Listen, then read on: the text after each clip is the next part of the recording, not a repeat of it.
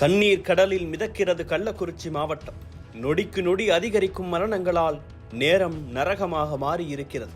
மருத்துவமனையில் சிகிச்சை பெறுபவர்களும் வெளியில் காத்திருக்கும் அவர்களது உறவினர்களும் உயிரை கையில் பிடித்தபடி தவித்துக் கொண்டு இருக்கின்றனர். அத்தனைக்கும் காரணம் கள்ளச்சாராயம். டாஸ்மாக் வாயிலாக அரசே மதுவிற்றாலும் கள்ளச்சாராயத்தை நாடிச் சென்று உயிரை விட்ட குடிமகன்களின் மனநிலையை புரிந்து கொள்ள முடியாமல் தவிக்கின்றன குடும்பங்கள். ஒரு காலத்தில் மதுவிலக்கில் இந்தியாவுக்கே முன்மாதிரியாக இருந்த தமிழ்நாட்டில் மது கரைபுரண்டு ஓடத் தொடங்கிய கதை தெரியுமா? பிரிட்டிஷ் ஆட்சி காலத்தில் மது என்பது தனிமனித உரிமை. யார் வேண்டுமானாலும் விற்கலாம், யார் வேண்டுமானாலும் குடிக்கலாம். ஆனால் இந்திய காங்கிரஸ் கள்ளுக்கடைகளுக்கு எதிராக நடத்திய போராட்டங்களால் வளர்ந்த இயக்கம்.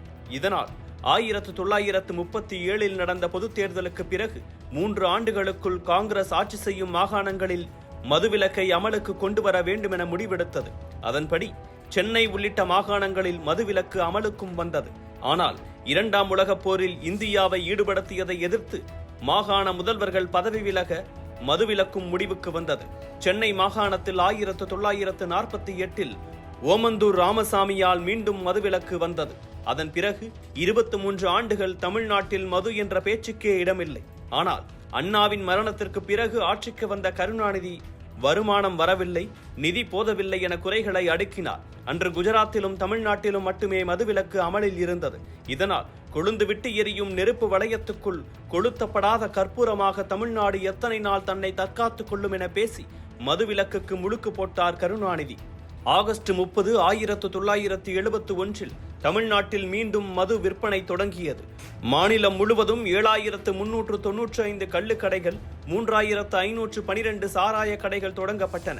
1 லிட்டர் கள் 1 ரூபாய், 1 லிட்டர் சாராயம் 10 ரூபாய் என விலை நிர்ணயம் செய்யப்பட்டு தாலுகாவிற்கு ஒரு வியாபாரி என 130 வியாபாரிகள் மூலம் வியாபாரம் ரெக்கை கட்டி பறந்தது.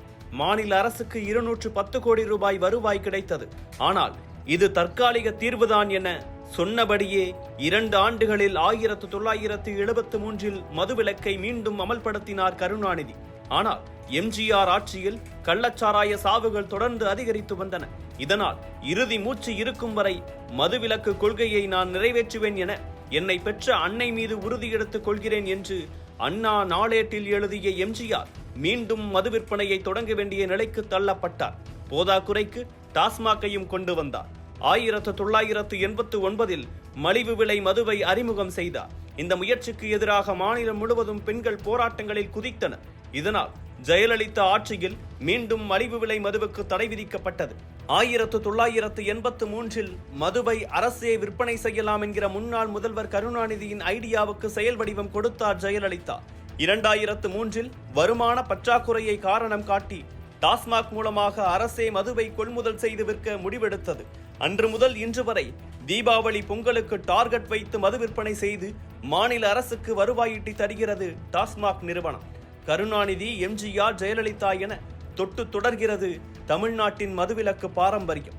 அவ்வப்போது எழும் மதுவிலக்கு கொள்கைகளுக்கு செவிசாய்க்கும் விதமாக டாஸ்மாக் நேரத்தை கூட்டியும் குறைத்தும் கண்கட்டி வித்தை காட்டி வருகின்றன அரசுகள்.